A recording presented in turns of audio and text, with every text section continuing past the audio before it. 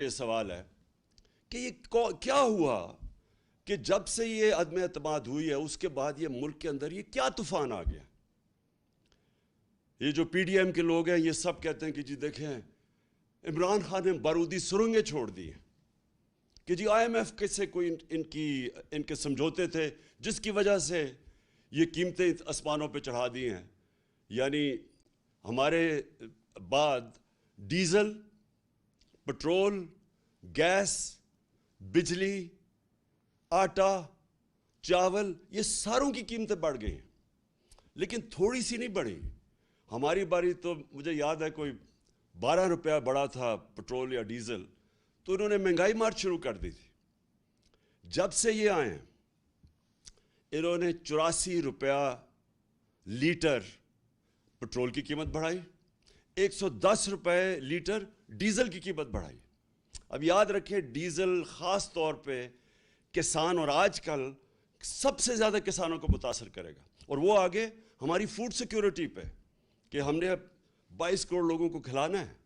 ہمارا تو اس وقت اگر ہمارا کسان خوشحال ہے تو ملک بہتر ہے. تو لہٰذا اس کا ایفیکٹ ہر طبقے پہ پڑے گا، ٹرانسپورٹ پہ پڑے گا اس کا، اور ابھی ایفیکٹ آگے بھی آئے گا. بجلی کے بل آئیں گے لوگوں کے پاس جولائی میں، اس کے بعد لوگوں کو اندازہ ہوگا کہ کتنا بڑا مہنگائی کا ایک بم پھٹا ہے. تو سوال ایک یہ ہے کہ یہ ایک دم اتنی مہنگائی کیوں کی ہے؟ تو یہ کہتے ہیں کہ جی ہم آئی ایم ایف پروگرام میں تھے. آئی ایم ایف کے پروگرام میں یہ تو 2 مہینے سے ہیں، ہم 2.5 سال سے آئی ایم ایف کے پروگرام میں تھے. کیا ہمارے اوپر پریشر نہیں تھا یہ قیمتیں بڑھانے کا؟ کیا ہم نے نہیں آئی ایم ایف سے ہماری بار بار نیگوسیشنز ہوئی؟ کیا ہم نے اپنے لوگوں کے مفادات کی حفاظت نہیں کی؟ اور یہ کیوں نہیں کر سکتے؟ کیا ہمیں جب انہوں نے کہا تھا کہ پٹرول اور ڈیزل کی قیمت بڑھاؤ تو ہم نے 10 روپے کم کی تھی. کیسے کی تھی؟ ہم نے ادھر ادھر سے پیسے نکالے تھے. ہماری ریکارڈ ٹیکس ہم نے اکٹھا کیا تھا اور جب ریکارڈ ٹیکس اکٹھا کیا اور پھر ہم نے جگہ کہیں پیٹ کاٹ کے لیکن ہم نے 200 ارب کی سبسڈی دی ڈیزل اور پٹرول نیچے رکھنے کے لیے، کیونکہ ہمیں پتا تھا کہ جب آپ ڈیزل اور پٹرول بڑھاتے ہیں سب کچھ بڑھ جاتا ہے. 4 روپے یونٹ بجلی کم کی ہم نے، تو اس کے لیے سبسڈی ہم نے نکالی. ہم بھی آئی ایم ایف پروگرام میں تھے. اور یہ یاد رکھیں کہ ہم آئی ایم ایف کے پروگرام میں ہوتے ہوئے ہم نے ہیلتھ کارڈ دیا. پاکستان کی تاریخ کا سب سے بڑا اگر فلائی کام ہے وہ ہیلتھ کارڈ ہے کہ ہر خاندان کو، ہمارے جتنے صوبے تھے ہر خاندان کو 10 لاکھ روپیہ ہم نے ہر خاندان کو دیا 1 سال کے لیے ہیلتھ انشورنس. کسی بھی ہسپتال میں علاج کروا سکتے. کبھی پاکستان میں اتنا بڑا پروگرام نہیں آیا. پھر ہم نے کامیاب پاکستان کیا اور کامیاب پاکستان میں ہم نے قرضے دیے سود کے بغیر نچلے طبقوں کو. ہم نے احساس کے پروگرامز کی سب سے زیادہ پیسہ خرچ کیا احساس پہ. احساس راشن کیا کہ لوگوں کو ہم نے نچلے طبقے کو 1.5 کروڑ گھرانوں کو 1.5 کروڑ گھرانوں کو ہم نے احساس راشن کارڈ دیا کہ وہ جا کے آٹا، گھی اور چینی وہ ایک ڈسکاؤنٹ پہ لے سکیں کریانہ سٹور سے. تو یہ ساری چیزیں ہم بھی آئی ایم ایف پروگرام میں تھے. اس کے باوجود ہم نے اپنے قوم کا دھیان رکھا. ہم نے کوشش کی کہ لوگوں کے اوپر پریشر نہ پڑے. یہ کہتے ہیں کہ جناب دنیا میں عالمی مہنگائی ہو گئی. عالمی مہنگائی تو پچھلی گرمیوں سے ہے. یہ جو ساری قیمتیں بڑھی ہیں یہ تو پچھلی گرمیوں سے بڑھ رہی ہیں. تو یہ ہمیں بھی سارا کچھ فیس کیا. کہنے کا مقصد یہ ہے کہ آج یہ کیا اتنا بڑا طوفان آیا کہ ہماری مہنگائی بھی آسمانوں پہ چلی گئی اور مزید اور جانی ہے. اور اس کے بعد جو ہماری معیشت ہے، جو نقصان ادھر ہو رہا ہے. یہ جب کہتے ہیں کہ جی ہمیں بڑا مشکل برا پاکستان ملا، برا تو ہمیں ملا تھا مشکل وقت. یہ چھوڑ کے گئے تھے جو اصل بارودی سرنگ تھی، اس کو کہتے ہیں کرنٹ اکاؤنٹ ڈیفیسٹ، بیرونی خسارہ، کیونکہ وہ ڈالرز کے اندر خسارہ ہوتا ہے. پاکستان کی تاریخ کا یہ سب سے بڑا خسارہ چھوڑ کے گئے تھے 20 ارب ڈالر. اس کے باوجود تیسرے سال میں ہم بالکل خسارہ کم کر چکے تھے اور خسارہ بھی کم کیا اور 5.6% پہ ہماری اکانومی بڑھ رہی تھی. اور یہ یاد رکھیں کہ یہ کرونا کا سال تھا, اور اس سے جو 2 سال کرونا کے تھے, دوسرا اور تیسرا ہمارا سال کرونا کا سال تھا, اور کرونا کے باوجود 5.6% پہ پاکستان بڑھا, جب ہندوستان -7% پہ چلا گیا. ان کی گروتھ, ان کی دولت میں بجائے اضافہ ہونے کے نیگیٹو میں گیا. اس دور میں جس طرح پاکستان نے سب سے, یہ صدی میں ایک دفعہ اتنا بڑا بحران آتا ہے جو کرونا کا ساری دنیا میں عذاب آیا, تو پاکستان وہ ملک تھا چند ملکوں میں سے جس نے سب سے بہترین طریقے سے اپنے لوگوں کو بچایا, غریبوں کو بچایا, اپنی معیشت کو بچایا. اور اس میں میں آج خاص طور پہ پھر سے, میں پہلے بھی کہہ چکا ہوں کہ میں آج خراج تحسین پیش کرنا چاہتا ہوں ہماری NCOC, جو ہم نے سٹرکچر بنایا تھا, جس کو اسد عمر اس کے لیڈ کر رہے تھے, جس میں سارے پاکستان کے ادارے تھے, سب نے اپنا کام کیا, جس میں پاکستانی فوج بھی تھی. اور جس طرح ابھی جو ہمارا فیٹف میں سے ہم نکلے ہیں, فیٹف کے اندر بھی سب نے مل کے, ایک ملک نے مل کے لڑا تھا, جس میں سارے ادارے, جس میں حماد نے لیڈ کیا تھا, جس میں سارے ادارے تھے, جس میں پوری کوشش کی, بلکہ پرائیویٹ لوگ بھی تھے, جس میں پاکستانی فوج بھی تھی. سب نے مل کے اتنے بڑے ایشوز ہمارے دور میں ریزالو ہوئے. اسی دور میں جب ہم IMF میں تھے, اسی دور میں جب عالمی بحران تھا, ایک قوم بن کے ہم اس سے نکلے تھے. یہ جو آج پھنسے ہوئے ہیں, یہ جو آج ہماری ساری جو اتنی مشکلوں سے ملک کو ہم نکول کے یہاں لے کے آئے تھے, آج مہنگائی کے علاوہ جو ہماری معیشت ہے خطرے میں ہے. موڈیز کے اندر جو کریڈٹ ریٹنگ کرتا ہے کہ ایک ملک کی کریڈٹ ریٹنگ انہوں نے مائنس میں ڈاؤن گریڈ کر دیا ہے. اس کا کیا مطلب ہے؟ پاکستان کو قرضے نہیں ملیں گے. اگر قرضے ملیں گے تو بہت مہنگے قرضے ملیں گے. اور یہ دوسری چیز, وابڈا کی ریٹنگ ایسی تھی کہ وہ خود انٹرنیشنل لونز لے سکتی تھی. اب جب سے یہ آئے ہیں اس کی بھی ریٹنگ ڈاؤن گریڈ کر دی ہے. اس کا مطلب کہ وابڈا کو وہ لونز نہیں ملیں گے, اور اگر ملے تو بہت مہنگے ملیں گے. اس کا مطلب جو اسی دور میں جو 10 ڈیمز جو ہمارے دور میں شروع کی ہوئی ہیں, وہ اب خطرے میں چلی جائیں گی, کیونکہ اگر پیسہ قرضے نہ ملے تو یہ کیسے پورے ہوں گے. تو میرا سوال یہ ہے کہ جب یہ ملک ترقی بھی کر رہا تھا, اس کی 5.6% تیسرے سال میں اور 6% چوتھے سال میں جب اس کی اکانومی گرو کر رہی تھی, دولت میں اضافہ ہو رہا تھا, جب ریکارڈ ہم ٹیکس اکٹھے کر رہے تھے, وہ بھی ایک وجہ ہے کہ ہم پیسے نکال سکے عوام کے اوپر بوجھ کم کرنے کے, سبسیڈائز کرنے کے لیے. ریکارڈ 6.2 ٹریلین یعنی 6,200 ارب روپے کا ہم نے ٹیکس اکٹھا کیا, پاکستان کی تاریخ میں سب سے زیادہ. اور اسی دور میں سب سے زیادہ پاکستانی اوورسیز, بیرون ملک پاکستان ریمیٹنسز ہمیں بھیجیں 31 ارب ڈالر کی, 32 ارب ڈالر کی ہماری ایکسپورٹس تھی. اور جو ہماری فصلیں تھیں, جو ہمارا ایگریکلچر ٹرانسفارمیشن پلان تھا, اس کی وجہ سے جو کسانوں کے پاس پیسہ گیا, جو ہم نے ان کی مدد کی, ریکارڈ فصلیں ہوئی ہمارے پاس. 4.4% پہ ہمارا زراعت ہماری آگے بڑھ رہی تھی. تو اس وقت کیا ہوا کہ آج سارا کچھ نیچے جا رہا ہے. اور وہ ہوا کیا, میں آج آپ سب کو یہاں بتانا چاہتا ہوں کہ ہوا کیا. ہوا یہ کہ ایک سازش ہوئی امریکہ سے, ایک سازش جس سے یہاں میر جعفر اور میر صادق ان کے ساتھ ملے.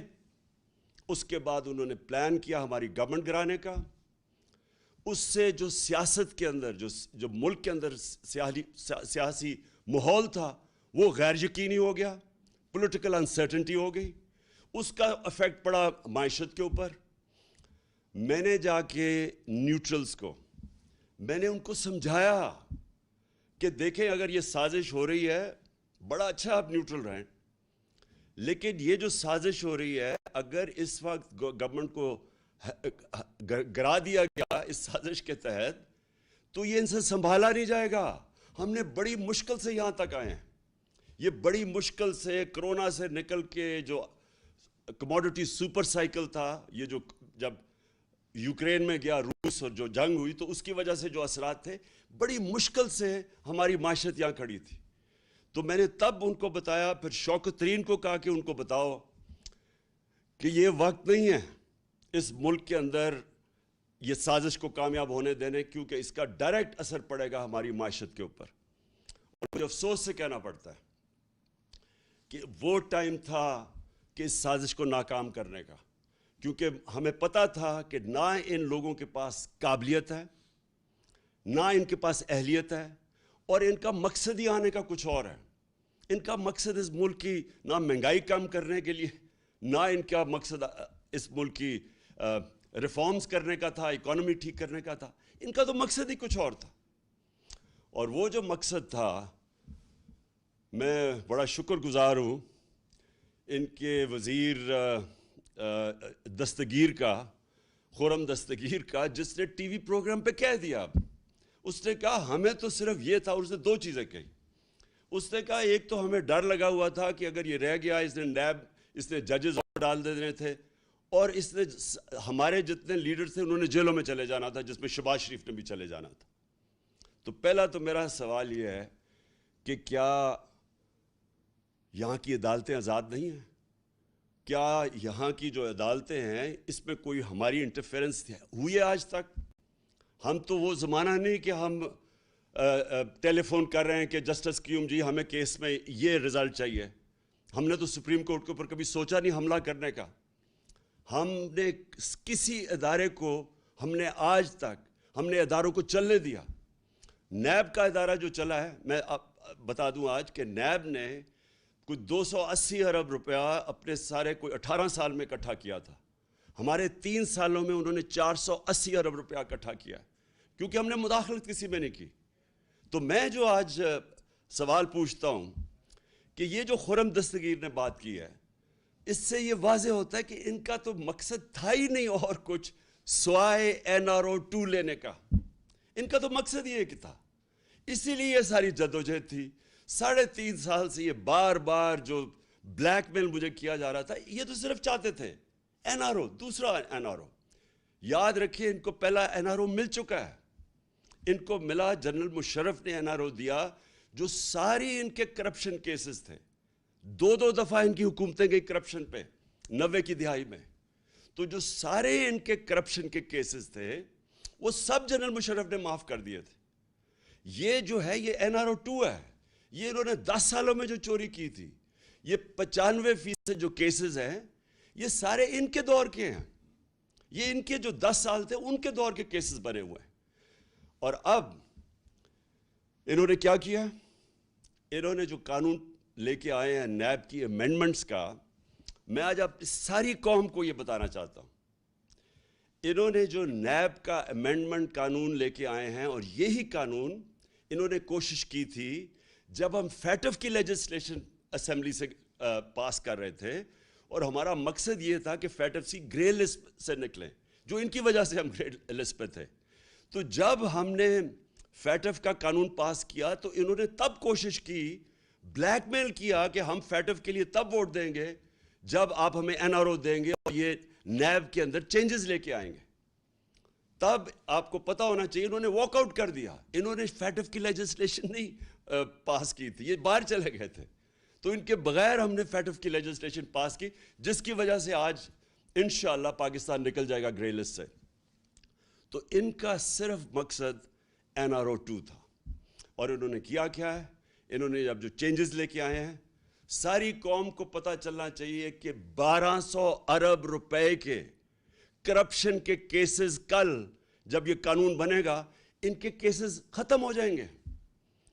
اس ملک کا 1200 ارب روپیہ جو چوری کیا ہوا تھا ان سروں کے ناموں پہ, وہ سارا ختم ہو جائے گا. اب یہ NRO 2 مل جائے گا ان کو کل.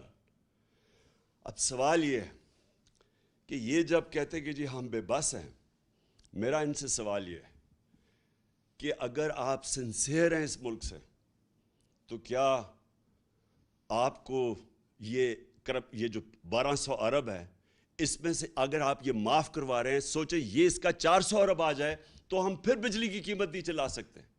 اور پھر میں ان سے سوال پوچھتا ہوں کہ جب ہم نے روس سے بات شروع کر دی تھی تیل کی, اگر آپ کو فکر تھی اس قوم کی اور آپ سارا وقت 3.5 سال سے مہنگائی کی بات کرتے تھے, تو اگر آپ نے مہنگائی کم کرنی تھی تو آپ نے کیوں نہیں 2 مہینے ہو گئے کیوں نہیں آپ نے روس سے تیل کی بات کی؟ کیونکہ آپ امریکہ کے غلام ہیں، امریکہ کی اجازت نہیں ملتی. ہم نے جب تیل سبسڈائز کیا تھا تو ہمارا پوری کوشش یہ تھی کہ اس کے بعد ہم روس سے سستا تیل لیں گے جو ہندوستان لے رہا ہے، جو سری لنکا لینے لگا ہے، جو بنگلہ دیش لینے لگا ہے. ہم نے بھی روس سے تیل لینا تھا اور اس سے پھر ہم نے لوگوں کے اوپر بوجھ نہیں آنے دینا تھا. انہوں نے بجائے وہ لینے کے روس سے تیل، کیونکہ ان کے جن کے یہ غلام ہیں ان کا حکم نہیں ہے ان کو، لہٰذا عوام کے اوپر بوجھ ڈال دیا. اصل مقصد جس کے لیے یہ آئے تھے وہ اب آپ کے سامنے آ گیا. NRO انہوں نے لینا تھا، NRO2 اب انہوں نے خود ہی اپنے آپ کو دے دیا ہے، اور اس سے 1200 ارب روپیہ اس قوم کا یہ ہضم کر جائیں گے. پہلے سارا پیسہ ہضم کیا NRO1 پہ، یہ دوسرا ہے اب. اور پھر جو دوسرا مسئلہ یہ ہے کہ پاکستان کو جدھر یہ لے کے جا رہے ہیں اب، مجھے خوف ہے کہ یہ اس طرف جا رہا ہے جدھر سری لنکا پہنچ گیا ہے. اور مجھے خوف یہ ہے کہ ہمارے پاس جس طرح یہ ہماری اب ریمیٹنسز گر رہی ہیں، ہماری 10% ایکسپورٹس گری ہیں پچھلے مہینے، جس طرح یہ ٹرینڈ جا رہی ہے ہمیں خوف یہ ہے کہ ہمارے پاس ڈالر نہیں ہوں گے کہ ہم اپنا، جس طرح سری لنکا اب تیل نہیں خرید سکتا. آپ کو پتہ ہونا چاہیے کہ جب ہم آئے تھے، جب انہوں نے نو کانفیڈنس کیا تھا تو ڈالر 178 روپے کا تھا، آج وہ 208 روپے پہ پہنچ گیا. اور یہ صرف اور صرف اب ان کے پاس ایک راستہ ہے کہ یہ کسی طرح امریکنوں کے پاس اب جائیں گے اور ان کے پیر پکڑیں گے. مفتاح اسماعیل پہنچ گیا امریکن ایمبیسڈر کے پاس اور اس نے کہا کہ جی ہماری مدد کریں، کسی طرح ہمیں کوئی ریلیف دلوا دیں. تو مفتاح اسماعیل اور شہباز شریف کو میں یہ کہنا چاہتا ہوں کہ دیکھیں، یہ جو امریکن ہیں ان کی ایک بڑی ان کی فلسفی ہے، وہ یہ ہے کہ دیر از نو فری لنچ، کوئی چیز مفت نہیں ملتی، ہر چیز کی قیمت ہوتی ہے. تو جو وہ قیمت آپ سے وصول کریں گے وہ ہمیں خدشہ ہے، وہ ہماری ساورنٹی کی قیمت ہوگی، وہ ہماری حقیقی آزادی کی قیمت لی جائے گی. اور اس قیمت، وہ جو قیمت ہے وہ ابھی سے نظر آنا شروع ہو گیا کہ یہ تیار ہو گئے وہ قیمت دینے کے لیے. بلاول بھٹو نے کہا کہ جی ہندوستان سے ہمیں تعلقات اچھے رکھنے چاہیے. ہم بھی اچھے رکھنے چاہتے تھے ہندوستان سے تعلقات، لیکن جب انہوں نے 5 اگست 2019 کو کشمیریوں کی سٹیٹ ہوڈ لی، جب انہوں نے جو کشمیریوں کو وہ جو آرٹیکل ان کا 360 جو بھی آرٹیکل تھا وہ ختم کیا، جب انہوں نے ان کا سٹیٹس لیا، وہ یاد رکھیں وہ یونائٹڈ نیشن سیکیورٹی کاؤنسلز کی ریزولوشن کی خلاف ورزی تھی، انٹرنیشنل لاء توڑا. تو تب ہم نے ان سے رشتہ توڑا. ہم نے بھی کوشش کی تب اس سے پہلے دوستی کی. تو اگر آج یہ ہندوستان سے تعلقات ٹھیک کرتے ہیں تو یہ یاد رکھیں یہ کشمیریوں نے جو قربانیاں دی ہیں وہ ساری ان کی قربانیوں کی قبروں کے اوپر یہ کریں گے. اور دوسری چیز، ایک اور ان کا مانڈوی والا، اس کی سٹیٹمنٹ میں دیکھ رہا تھا، اس نے کہا کہ اسرائیل سے کیوں نہیں، ہمیں اپنے مفادات کا سوچنا چاہیے. یہ بھی اسی ایجنڈا کا حصہ ہے جس سے یہ رجیم چینج کی گئی تھی. وہ یہی ہے کہ آپ اس ایجنڈے پہ چلیں جو ہندوستان، اسرائیل اور جو امریکہ چاہتا ہے. اور وہ ایجنڈا وہ ہے جو ہماری ساورنٹی، ہماری آزادی کے خلاف ہے، جس کی وجہ سے یہ ساری جدوجہد تھی پاکستان کی، جو ہمارے لیڈر قائد اعظم نے جو اس ملک کو بنانے کی، وہ کیوں بنایا تھا، ہم کیوں آزاد ہوئے تھے. تو اگر یہی کرنا ہے کہ جا کے اپنی ساری نظریے کو، اس سب کو دفن کرنا ہے کہ ملک کے اوپر وہ چور اور ڈاکو آ گئے ہیں جن کے سارے پیسے باہر پڑے ہیں، ان کے اربوں ڈالر باہر پڑے ہوئے ہیں، جب چوری کرتے ہیں باہر پیسہ لے جاتے ہیں اور پھر پریشر ڈال کے NRO لے لیتے ہیں. یہ لوگ جب تک ہیں، میں آج اب سارے پاکستانیوں کا آپ سب کو کہنا چاہتا ہوں، اگر یہ لوگ اس ملک کے اوپر مسلط رہے، یہ صرف تب رہیں گے کہ اس ملک کے سارے اداروں کو دفن کریں گے، اس ملک کے سارے انصاف کے اداروں کو دفن کریں گے. نیب تو ہوگی دفن، FIO ہوگی دفن، سرکاری نوکروں کو آپ نے دیکھ لیا کہ انہوں نے کیسے بھرتیاں چینج کی ہیں، میرٹ ختم ہو گئی. جو انہوں نے پولیس کا استعمال کیا آپ کے سامنے ہے کہ جس طرح انہوں نے پولیس سے ظلم کروایا، جس طرح کی FIRs کٹوائی. ہمارے اوپر بلاسفمی کے کیس کر دیے. کبھی ریاست اپنی شہریوں پہ بلاسفمی کا کیس نہیں کرتی, یہ انہوں نے کر دیا ہے. اب 8 FIR میرے اوپر ہیں, ہمارے سارے لوگوں کے اوپر ہے. نوم چومسکی جو دنیا کے بڑے انٹلیکچوئل سمجھے جاتے ہیں, ان کا آج پڑھ لیں اسٹیٹمنٹ.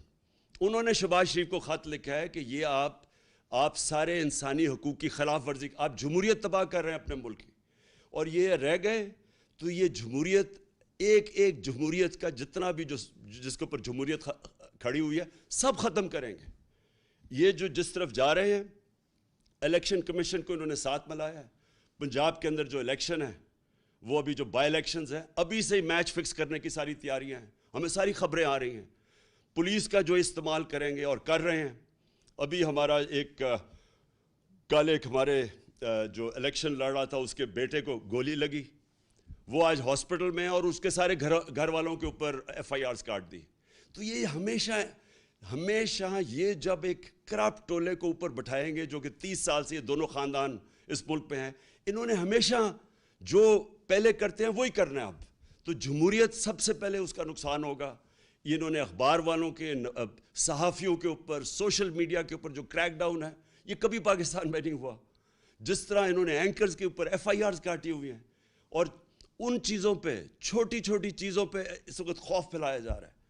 تو جو یہ راستہ پکڑا ہوا ہے, میں آج آخر میں ساری قوم کو کہنا چاہتا ہوں کہ دیکھیں, یہ صرف ایک طرح یہ اس ملک کے اوپر مسلط رہیں گے, اور وہ خوف طاری کر کے. یہ جو خوف ہے یہ ایک سب سے بڑا بت ہے. میں بار بار اپنی قوم کو ایک چیز سمجھاتا ہوں کہ لا الہ الا اللہ, کوئی خدا نہیں ہے سوائے اللہ کے.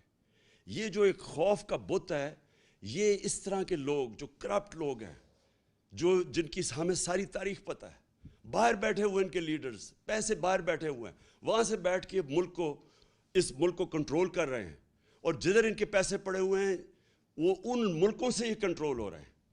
اس ملک کی نہ انہوں نے آزادی رہنے دی ہے, نہ انہوں نے ادارے چلنے دینے ہیں, نہ انہوں نے جمہوریت چلنے دینی ہے. انہوں نے جتنی دیر یہ آئیں گے اس ملک کو مزید اور نقصان پہنچائیں گے, صرف اپنے آپ کو اوپر مسلط کرنے کے لیے. لہٰذا ہم سب نے مل کے, ساری قوم نے مل کے, ہم نے جدوجہد کرنی ہے. آپ نے سب نے تیاری کرنی ہے. میں آپ کو کال دوں گا. ہم نے مسلسل جو ہمارا حق ہے, ہمارا آئینی حق ہے پرامن احتجاج, وہ ہم کریں گے, اور وہ ہم تب تک کریں گے جب تک ہمیں صاف اور شفاف الیکشنز کی ڈیٹ نہیں ملتی. میں پھر سے کہہ رہا ہوں, الیکشنز نہیں, صاف اور شفاف الیکشنز. صاف اور شفاف الیکشنز اگر نہ ہوئے, مزید اور انتشار ہوگا. جس طرح پھر سے میں کہتا ہوں, جو پنجاب کے بائی الیکشنز میں میچ فکس کرنے کی کوشش کی جا رہی ہے, اور جو ملوث ہیں اس میں, اگر اس طرح کے الیکشنز کروائے, اس سے ملک مزید اور انتشار کی طرف جائے گا, حالات اور بگڑیں گے. سیاست کے اندر غیر یقینی فضا بڑھتی جائے گی, وہ معیشت کو افیکٹ کرے گی. صرف راستہ ایک ہی ہے, صاف اور شفاف الیکشن کا, اور وہ ہم سب نے مل کے اس کے لیے جدوجہد کرنی ہے. پاکستان پائندہ باد.